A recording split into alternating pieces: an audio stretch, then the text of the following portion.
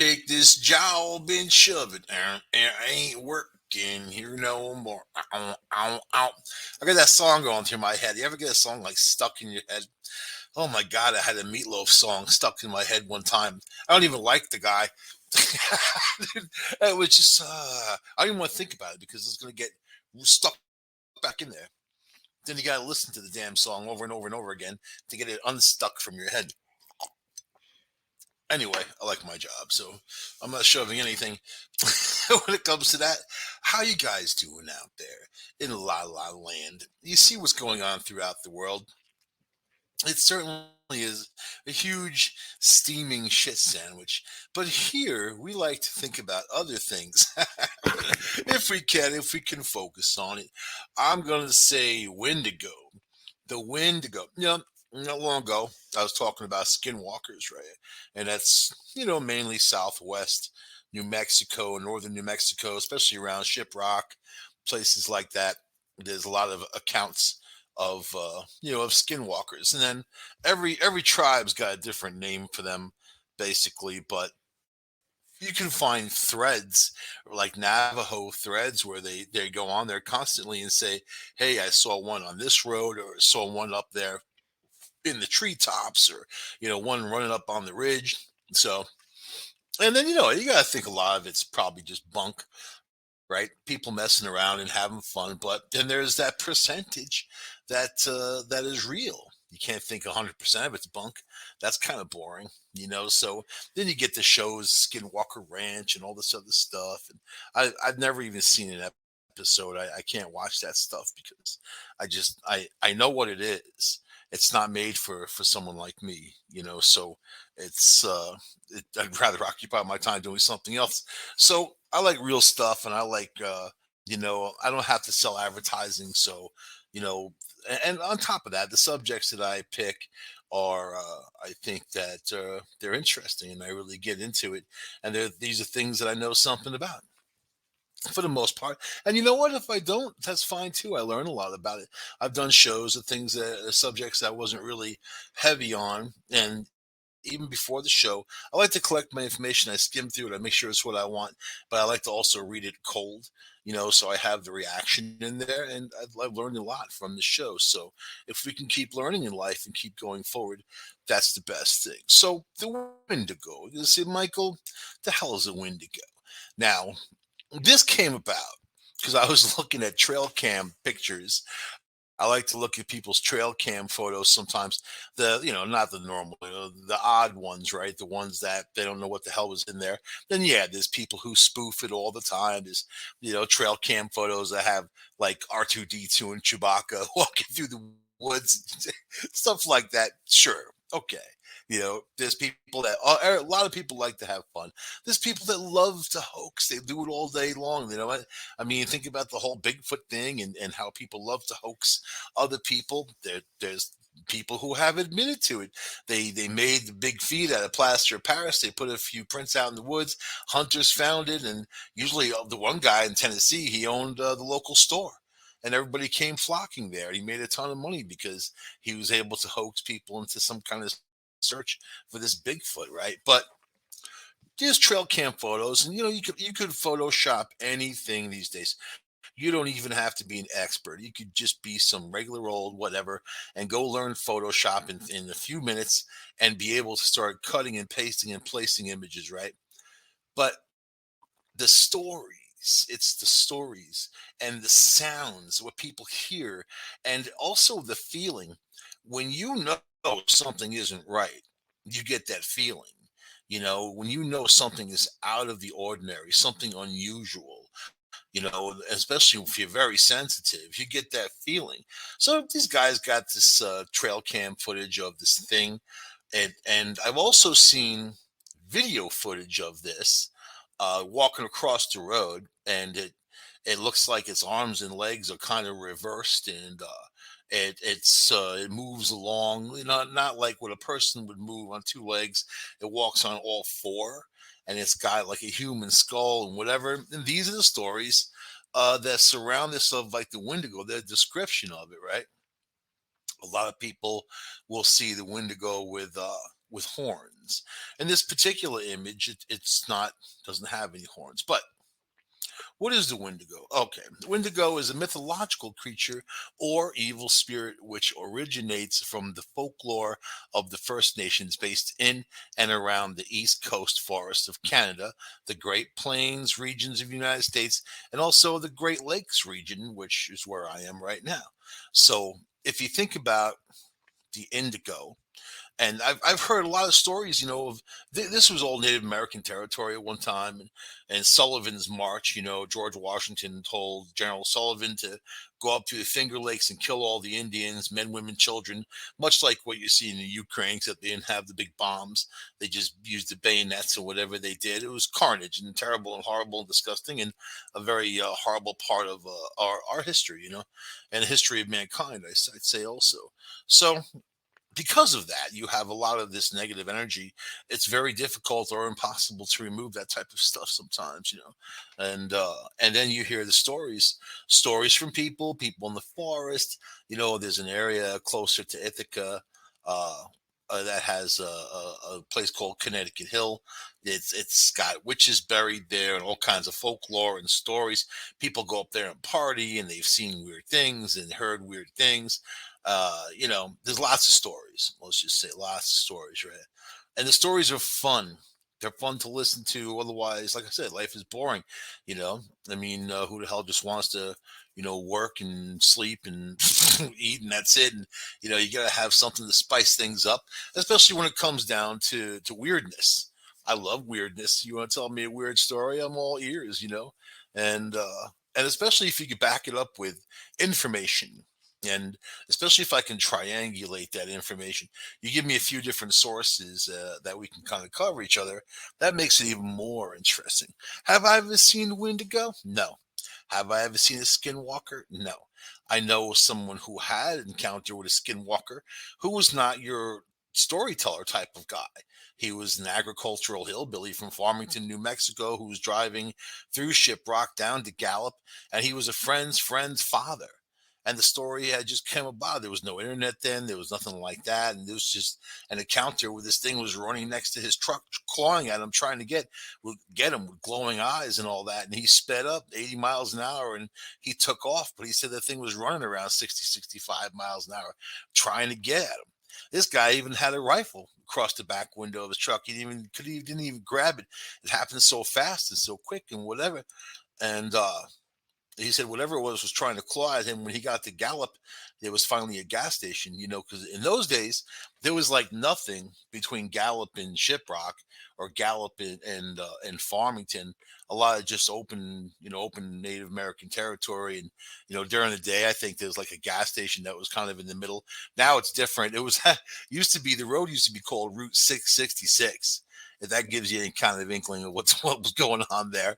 But they changed it to something like 456. I don't know what the hell they call it now, but been a long time since I've been up and down that road, and I had been up and down the road. Nothing mystical happened, but so he got to that gas station, and then he pulled in and got out and looked at his truck, and he actually saw like fingernail marks in his paint and blood on the side. That's crazy, man. That's why you have to have a nice, like, big fat 10 millimeter Glock when you're out there. If you live out in the sticks, you live in the city or whatever, you got cops around. Whatever good that does, they're around, But when you're out in the sticks, you're by yourself, man. You are by yourself. And this dude had a gun, and he couldn't even like get it or whatever. He didn't even think of it. He said because he was like terrified of looking at that face. It's the fear. It's the feeling. What did you feel? I never got the chance to talk to him, but it's a great story nonetheless, right? So the Wendigo, the evil spirit, and you know, basically the Wendigo is often said to be just a malevolent spirit, sometimes depicted as a creature with human-like characteristics which possesses human beings.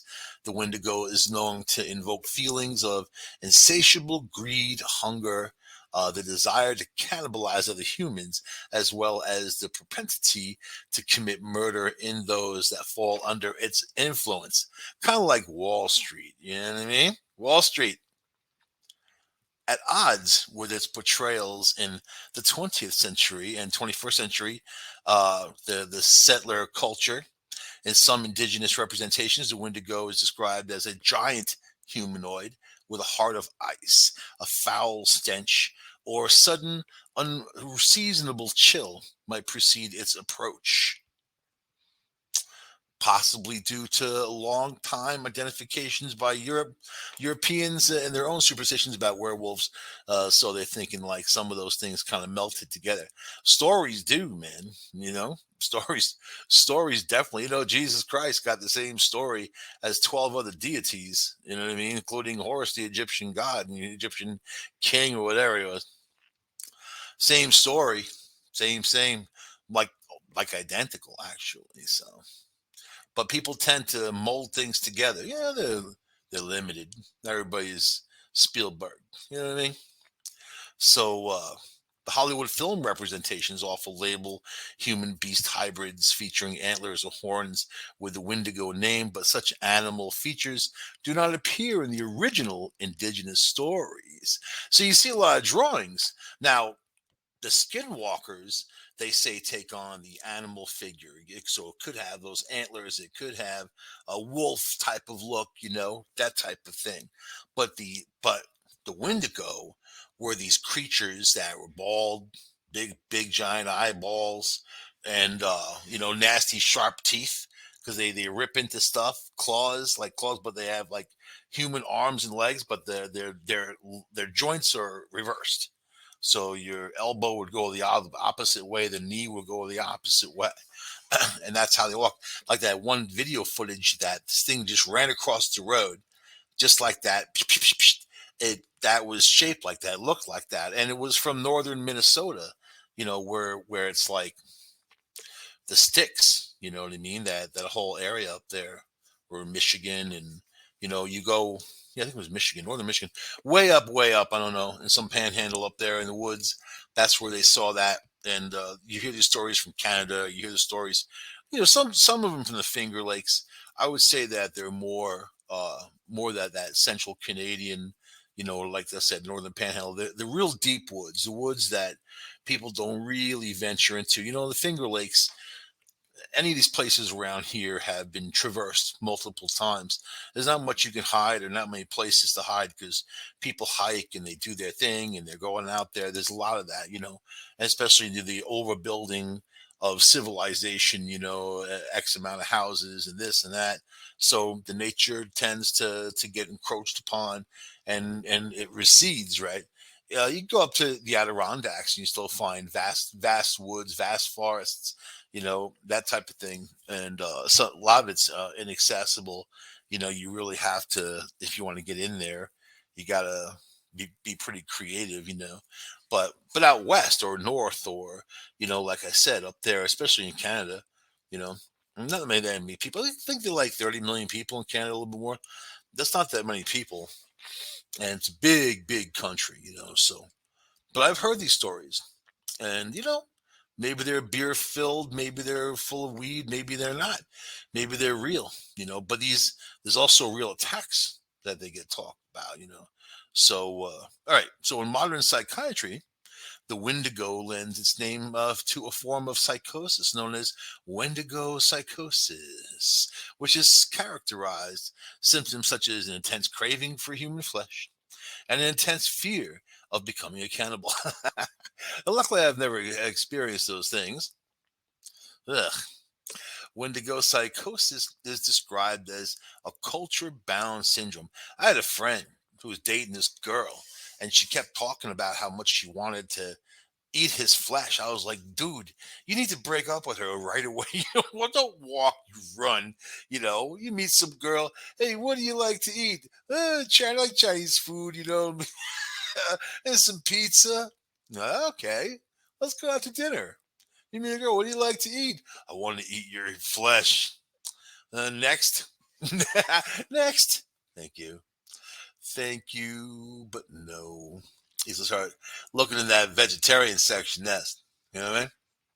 So, in a lot of the First Nations communities, and other symptoms such as insatiable greed and construction, but they all had the fact is they had a name for it. They had a psychosis name for it. They connected it to this thing.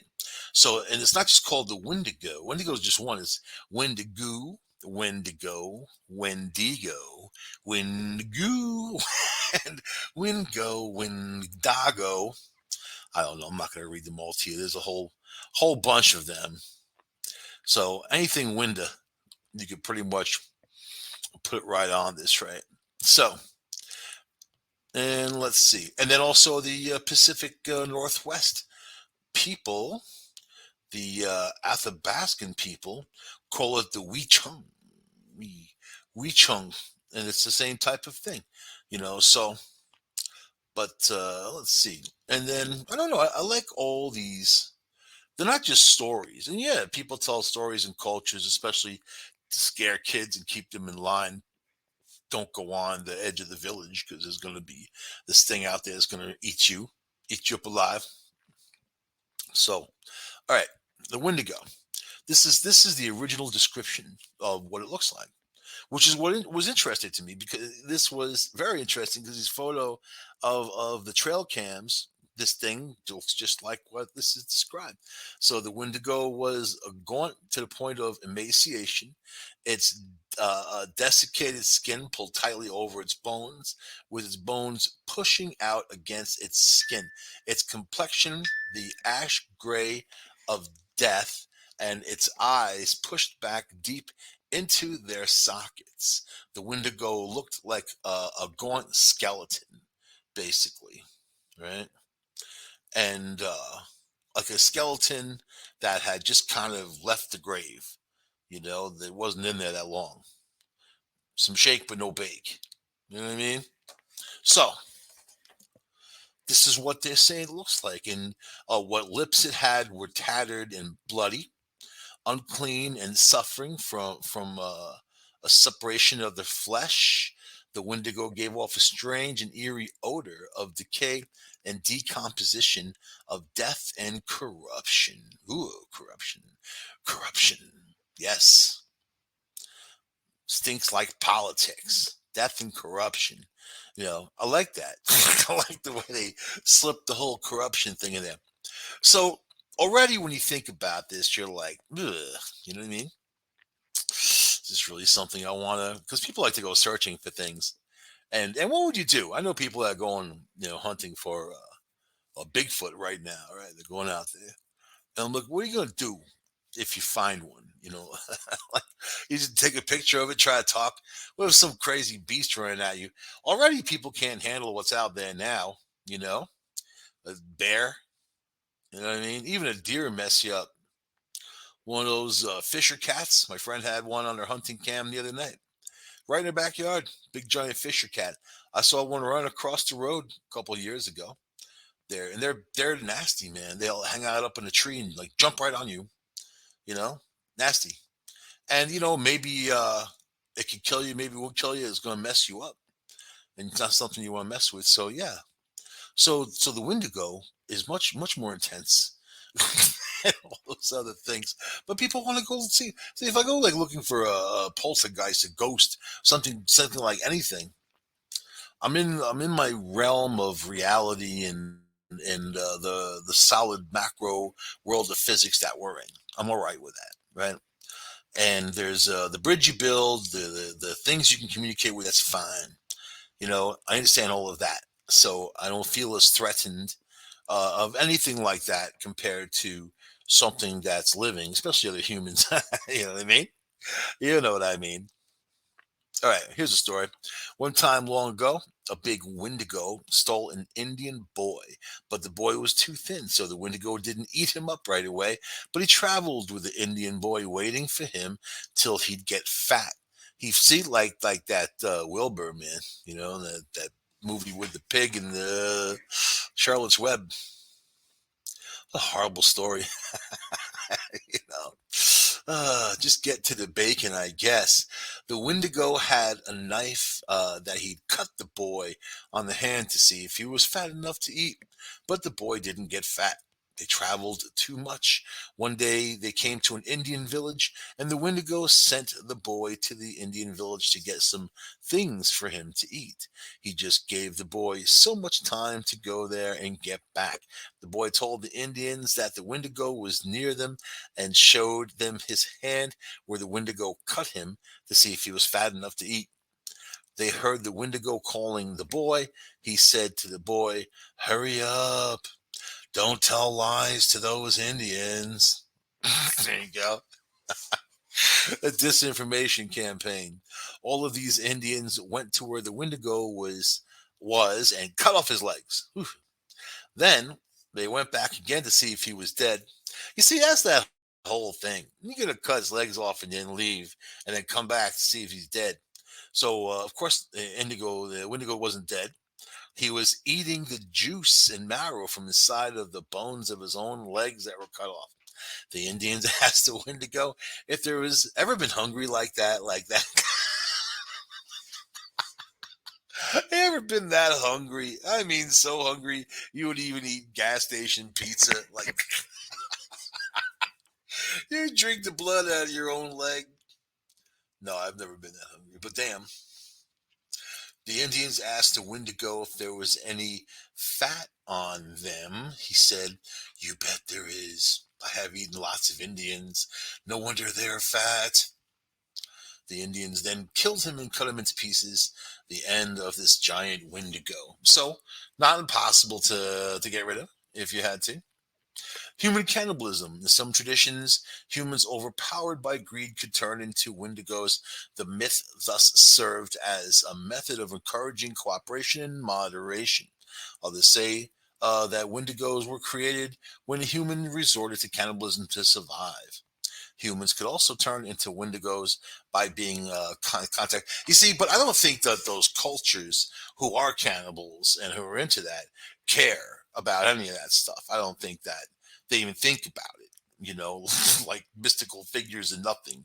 You know what I mean? It's pretty much whatever they encounter. You know, and if they're cannibals anyway, how much further do they need to go to prove anything to anybody? All right. Taboo reinforcement ceremony among the Assiniboine, the Cree, and the Ojibwe. A satirical ceremonial dance is sometimes performed during times of famine to reinforce the seriousness of the Wendigo taboo. So they're saying, "You're hungry. I'm going to do this Wendigo dance. Do the Wendigo. Do. Guys come out, start biting each other in the arm. Do. So that was performed during times of famine and involved wearing masks and dancing backwards around a drum. The last known Wendigo ceremony conducted in the United States was at Lake Wendigo of Star Island, Cass Lake, located in the Leech Lake Indian Reservation in northern Minnesota. There you go. So good. We know this already. What else are you going to tell me about the Wendigo? So, here we go. So, this is all basically stuff that we know.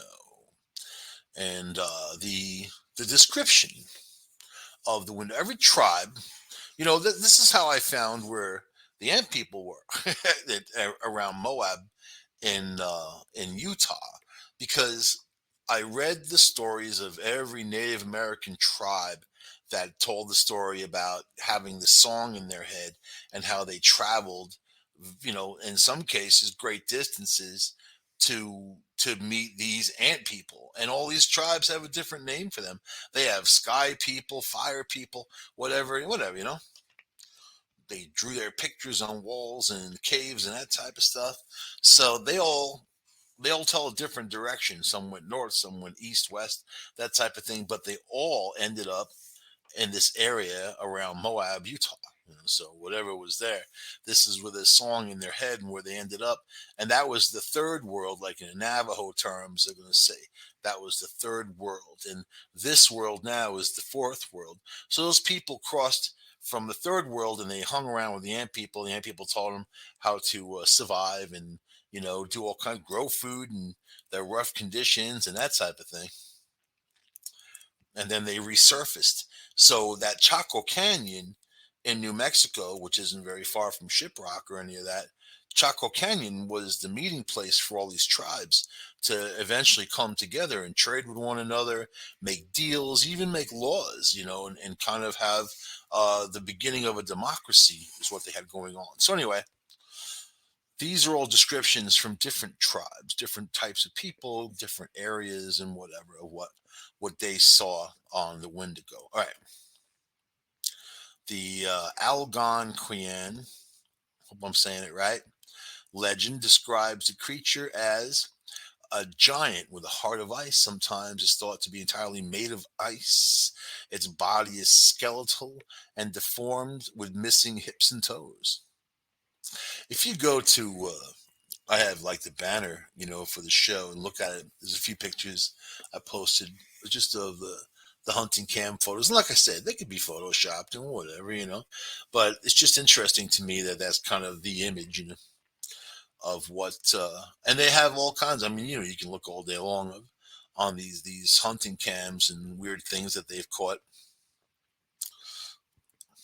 And sure, a lot of it's bunk. Anyway, the Ojibwa describe it. It says it was a large creature as tall as a tree with a lipless mouth and jagged teeth. Its breath was a strange hiss, its footprints full of blood, and it ate any man, woman, child who ventured into its territory. And those were the lucky ones. Sometimes the Wendigo chose to possess a person instead, and then the luckless individual became a Wendigo themselves, hunting down those he had once loved and feasting upon their flesh. There you go. So, according to the legends, the Wendigo is created whenever the human resorts to that cannibalism. So, keep that in mind. If if you don't want to, you want to avoid being the Wendigo. I don't know. Could that also be the abominable snowman? I mean, in some cultures, you hear all these stories. They're saying it's tall like ice and this and that and whatever with the sharp teeth. I think that you could describe a lot, even your Sasquatch. Maybe not the ones in those pictures, not the real true descriptions of their arms and legs and exactly how they walk. That's some weird stuff, man. So, and then you know what? There's others that say they're 15 feet tall and once had been human but transformed by a creature into magic. There's those giant skeletons that they found all over the world, and these digs, putting in roads sometimes or archaeological digs, and then they're 14, 15, 16 feet tall. You know, so enough for people to cover it up. I mean, something that they didn't want to share, but I don't know. Anyway, that's a whole nother show in of itself. So, but I think all these stories eventually come together, you know, and there's people online that actually talk about these Wendigo encounters, recent, not like from years ago. So, and this is one. I'll share this with you. It says so. Back in 2019, I remember there being a big uproar of unknown creatures roaming the forest, like Bigfoot and skinwalkers. But this story isn't about them. This story is about probably one of the scariest things I think I've ever heard about: the Wendigo. A few months ago, after one of my friends, Jacob, mentioned this big uproar, I went to go see him since I had been away enlisted in the United States Marines. I had gotten back after being discharged, and one of the first things I did was go and see him. We're having a good time, and he brought up the idea of going out and a little hangout spot that his ex girlfriend took him when they wanted to get away for a few hours. I have to put this in there. These girls always know these spots. Years ago on Long Island, man, this girl's telling me about, I told her about my Montauk experience on being up at the point, what they call Camp Hero. I didn't even know it was called that back. I didn't know anything back then. I was a teenager, and and had some events at Montauk with a friend of mine in the middle of the night. And it was this girl at this club, and she told her the story. She's like, "Oh yeah, that's the Montauk boys, and maybe the Montauk experiments." She's like telling me all these things. Then she's like, "You ever hear of Pilgrim State?" I'm like, "Pilgrim State?" She's like, "Yeah, it's a psychiatric center, and there was a big portion that was closed off. These huge buildings." So she's like, "Let's go there right now." And she had this sister. So the we all just piled in a car, the four of us actually. It was the two of the girls and me and my other friend, and we went to Pilgrim State, walking like sneaking through fences and walking through this thing and up in there, and hearing screams in the place and whatever, man. The girls. If you want to find out where the secret places are, just ask girls. They know. So this dude says he decided why not? So he grabbed his gun and they went out into this extremely secluded area and started messing around on an old dock that was there. So it had been pretty much forgotten, by the looks of it, poorly maintained, and some boards were almost completely rotted through. So about 30 minutes into their shenanigans, Jacob brought up the topic of the Wendigo. The name sounded a little scary, even for me, because the guy's a Marine. And scream Wendigo in your face and you start crying. That's not good. So curious, I asked him about it. Perfect setting, right? You're on a dock that looked like it belongs in Saturday, Friday the 13th, or whatever. Jason coming out of some, and or was that the other one?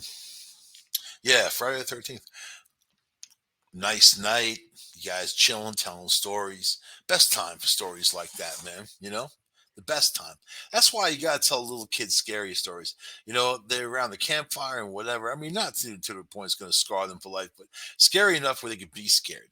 Because there's a time where you're not going to be scared anymore, unless like something scares you, things scare you in life. I mean, certain people don't have a fear anymore about anything, so you know you're lucky to be scared when you're young, especially if it's something fake and stupid. You know what I mean? Wendigo, I don't know how fake and stupid it is. So this guy said, he said that if you go into the woods and said Wendigo 3 times, you will come across the scariest thing you've ever seen in your life. Me calling his bluff, I told him to prove it.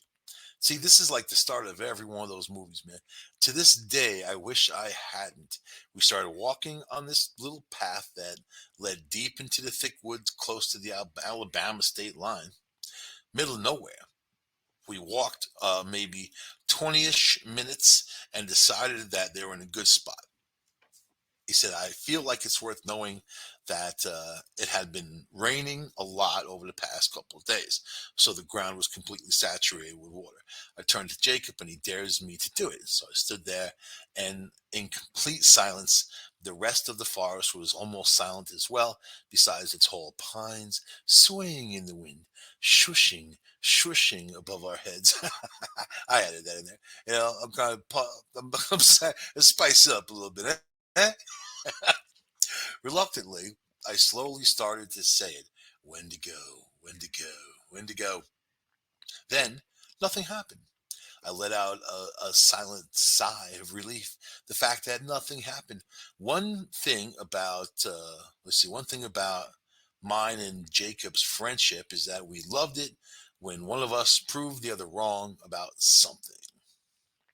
Like a marriage, eh? In our friendship of 10 years, I think it was one of the first times I had proven him wrong about anything. We started to talk a little bit and of stuff back and forth to each other. And then we heard a noise in the distance. Me, still having the reflexes I had from the Marines, immediately snapped towards the direction of the noise. We were just then turning. Yeah, they teach you that in the Marines to run at trouble. Run at trouble and get blown up. Yee-hoo! Most of us people run away from that stuff, man. I guess it'd be a weird army if they ran away from each other, but nobody would get hurt. Can you imagine the two sides showed up with all their weapons and everything, and then they just start running away from each other? Oh, that's the war I can handle, man. How many casualties today? None. Everybody ran away. Well, that's good. We'll go back tomorrow. Talking about maybe 10 a.m. Something like that. So this guy had his reflexes and he snapped towards that direction. He said, I started to move closer to the noises, and then shortly after, we saw a few coyotes running across our path about 30 feet in front of us the other way. So already you know that the coyotes are scared. They're running past you. Oh, and you're sitting there with your marine reflexes, like, that's weird. I breathed another sigh of relief. I see now that's an omen. Breathe a sigh of release. Coyotes come running at you. But the relief didn't last long because I knew something was up. I didn't know what was up at first, but I just knew it was time for me and Jacob to leave. You see, that's what I'm saying. That feeling that you get when you know you've got to get the hell out of there, man. And when you get that feeling, those are your spirit guides telling you to go.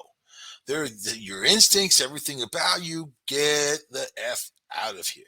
You don't belong here. You got to go. There's danger. Something's going to happen. Go, right? As we turned to leave the woods, all of a sudden, a tall pine tree started to groan and creak as it started to come down. Noticing this, and in the moment of pure instinct, I shoved Jacob forward as the tree came falling down, crushing him. I didn't like him. Just kidding. Just kidding. He didn't kill his friend. How dare you? How dare you think that? It came falling through the rest of the branches and landed right in between us. Jacob let out a cry of terror. Ah! As the tree landed, and I hopped the tree to get to him. Jacob, are you okay? Yes, I thought that tree was going to crush me, and you put your marine hands on my back and pushed me nice and hard, and now I survived. I could feel his heart pounding like a drum as I put my hand on his smooth chest. Ba-ba-bum, ba-ba-bum, ba-ba-bum, ba-ba-bum. Jacob, are you okay? I grabbed him. I grabbed him by his shirt and yanked him to his feet. He was still terrified. He shit himself, still practically crying. I can't. All right. As I screamed at the top of my lungs, "Move, Jacob! Fucking move! Get out!" I spun him around really hard, causing him to fall to his knees. I don't like this. This is going very Brokeback Mountain for me, man. I quickly got him up, and we both started to sprint down the path. Not running, sprinting. Keep in mind, they weren't power walking, or they were sprinting down the path, back in the direction that they came.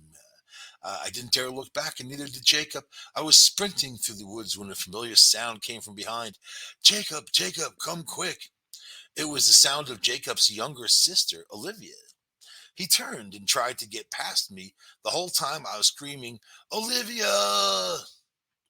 I stopped him and said, "Jacob, look at me. It's not her. Do you hear me? It's not her." Just then, another pine tree started to buckle. I saw it just in time to tackle Jacob down and get him on the ground, and both of us nearly crushed. I screamed at Jacob once more, "Go, get out of here, go now." And I was screaming that I pulled my gun from my waistband and aimed it right at his sister. Yeah. I aimed it down the trail in the direction of whence we came. Jacob made it to the opening of the trail and turned back and noticed I was still aiming my gun down the trail. He said, "Bradley, get out of there. Come on, hurry." I turned and started sprinting towards him, not running, sprinting. Right? As I made into the clearing, a good 50 feet, I turned, and Jacob and I both saw it. He said the thing we had ushered into showing itself, the Wendigo. It stood about 9 feet tall on its hind legs, and there was practically no meat on its bones. It had really skinny legs, even skinnier arms, and its skin a pale white, almost like a vampire's. A vampire who was sprinting. But the thing I noticed the most about it was its eyes, a vibrant blue, almost like lightsaber blue from those you see like Star Wars. Yeah, the glowing eyes. See, you people talk about that, man. Having had enough fear, I raised my gun and fired at the Wendigo. Jacob, not sticking around to see if I had killed it during, and ran towards the car. I turned and did the same thing as he passed me. This was the first experience that I've ever had with Indigo.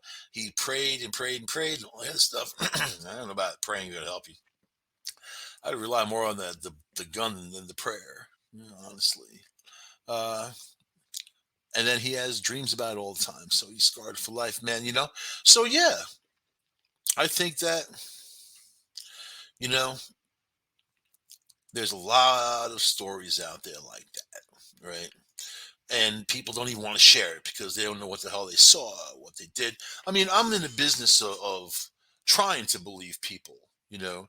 If people, because, paranormal, UFO, any of that stuff, you're always going to have a large group of people that are nuts, and or they don't know what the hell they're talking about or what they, I mean, I can't tell you how many discussions I've had in the past about crystal skulls. And the fact that not one of them was ever found in an archaeological dig, they all came about in souvenir shops down in Mexico and South America in the late 1800s in that area. If people want to believe in these things, that's fine, right? But you can't say for sure what they are, can you? I mean, you can have a belief, but without tangible evidence, the belief comes down to a story, which is muchly religion. You know what I mean? Organized religion. You have the same type of thing going on. So, but with these stories, the encounters of people, the Jersey Devil, you hear about that all the time, right? And there's people who went looking for the Jersey Devil. They didn't find it. They don't find anything. The Mothman, another one. There's all kinds of legends, all kinds of things. There are people in California, Utah, and also the Carolinas seeing pterodactyls, right? And they see them up in the air. They got video of them. They hear them crying. "Ah, ah." They describe them to the teeth. And then you have the ones who will dismiss it. Oh, there can't be pterodactyls. Why can't there be? It's a big Earth. I mean, it's getting smaller in a lot of terms, but as it gets smaller, things get sussed out. You don't think that they could survive in small numbers over a certain amount of time? There's definitely the notion that you have to have a community to survive. Someone says to me, Bigfoot. I'm like, okay, does the Bigfoot have a community to survive? Is it just the one dude running through the woods, looking at cameras? You know what I mean? Like, I got to this crazy. I made this woman. Well, she was already nuts. I think I made her more nuts because she went and posted this material of this this uh, this film crew who just happened to be in the woods, who just happened to be rolling their film camera, who just happened to see the Bigfoot, right? And it's really crappy, footage, and it's all full of just kind of flaws in the film and that type of thing, artfully so, right? Like intentional, as far as I see. So I just kind of looked at the outskirts of it, and I'm like, why would this be, and why would that be, and why were they there? Why were they shooting such expensive film, especially in the middle of the woods when they weren't looking for a Bigfoot? They were doing something else. There was nothing there, And then they just happened to see it, and this thing looks at them and then looks away. I don't know, man. It just sounds ridiculous without any kind of real investigation, and then you can't say it's real. You can just say that it is what it is, until you notice it's real. But that's the thing. What is real? When people talk about UFOs, aliens, sure, you'll have your people that say they've had alien communication or they've been probed or whatever the hell the story they tell. I mean, Muhammad, you know, the one who basically wrote the Quran, right? Muhammad told stories about being visited by the archangel Gabriel, among others, and being taken out to see the world, other civilizations, future civilizations in the world, and then out into the universe to see other civilizations, had given him this knowledge. Muslims today don't really practice what he preached.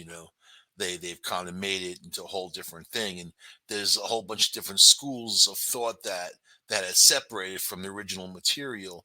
But there's a lot of cultures where they tell the story of talking to that sentient being, or something of a higher level that gave them some kind of information to go into a certain direction.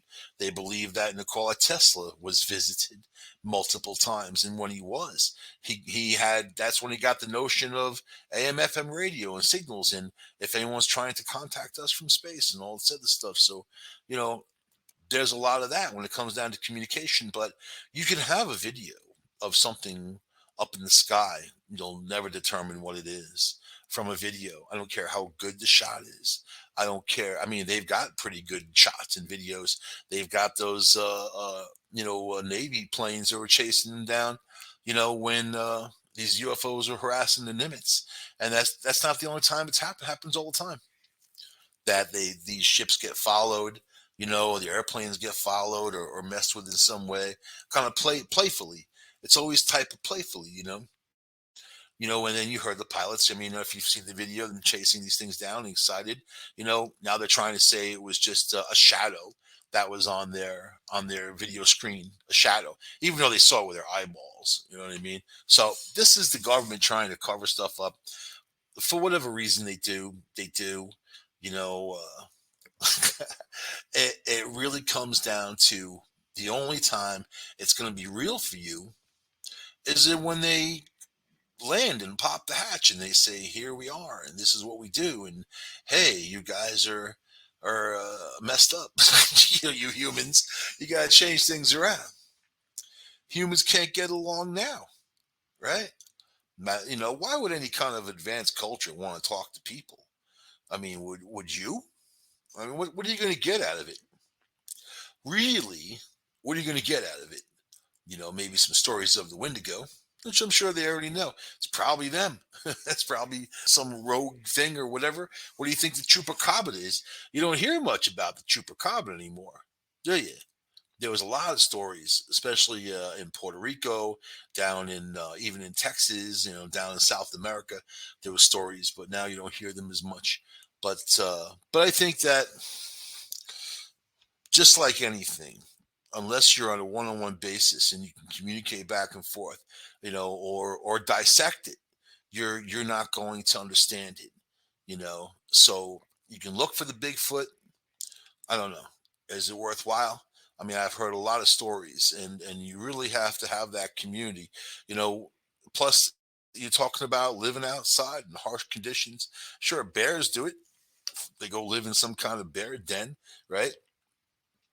They actually have a pretty interesting life, man. They hibernate. I'm into that. Come out in the spring. So I think that you guys need to be careful when you're messing around in the woods. And if you're interested in any of this, definitely do a search for the webcam footage of these things, because it's just really it's really interesting what it's become from the original Native American stories to what the depiction is now. When you look at like the cartoon renditions of what Wendigo is, they have the horns and they have different, sort of the same as those pictures, but a lot different. They more look like a deer or something like that. But I like it. And they also, it's interesting, the whole ley line thing. A lot of these stories came from regions where these ley lines, the ley lines that run around the earth, intersect or intertwine, and or they have a bigger presence than other places. So, I read stories from people up in Vermont that there was a group of hikers years ago. They're hiking up this trail, and some of them went missing. Like they walked into an invisible door, they were gone. And then when the rest of the group tried to get them or investigate or call to them, it was gone. So I mean, what do you think that is? And there's a lot of stories about people that go missing, and not just from being stupid and being on a trail and slipping and falling or getting lost or whatever. I'm talking about situations where they just went missing. They're gone, for no apparent reason, and you get that feeling. Even the guy, that was skiing Now they're trying to say that he had a ride from a truck, a tractor trailer, and then dropped him off from New York to California and dropped him off, still wearing his ski gear. I don't know. Whatever. The guy has no recollection of any of that. He never had any kind of psychotic episodes. He wasn't trying to fool anybody. But are there magnetic doors? Are there things? I mean, there's things that we certainly don't know about, and this is certainly a magnetic world. And as these, the magnetic poles are changing now, they're moving as these things happen. Do you think that any of these doors are going to be opening up? You know, so that's the thing that I think about sometimes, and it seems to be activities picking up, especially with all this negativity going on in the world. You know what I mean? That you can always count on activity to pick up when that happens, when there's not a peacefulness, and there's no peacefulness right now, not anywhere. So uh, I say pick up a book, read some stories about the Wendigo, read some stories about the skinwalkers, skinwalkers, and I mean I know people who live in New Mexico that tell the stories, and there's no reason for them to make these things up and tell the story. These aren't even hoaxers. They're just people who are living their lives, going to work, coming home, seeing the skinwalkers run across the road or whatever.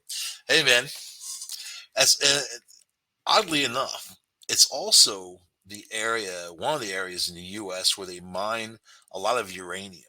So whenever I look at things, especially paranormally, I like to know the makeup of the land and what kind of stuff is in there. You know what I mean? So and there's all kinds of uh, you know metal properties, even stone that moves electricity differently, and that so when you know the lore, you know the story, you know the history, you know the makeup, the geology, then you can definitely know the rest of it, right? And finish the sentence. So as for me, I'm going to end the show there. Watch out for the Wendigo. They're out there looking through your window right now. They're window go. You get it? And I said enough times, you're probably going to come visit me, have the Wendigo hanging out and knocking down some trees and whatever. And you know what? If you ever been in the woods by yourself, it's to me, I like it. It's a very peaceful experience. I haven't been spooked in the woods. The only time I was spooked was Montauk Point when that whole thing happened. But you know, that was spooked in a different way. But I'll just say this: no matter where you go, there you are, and always know your way out. Trust your feelings, and when your feelings say go, you go. All right. I'll see you guys next week on this here show. Bye.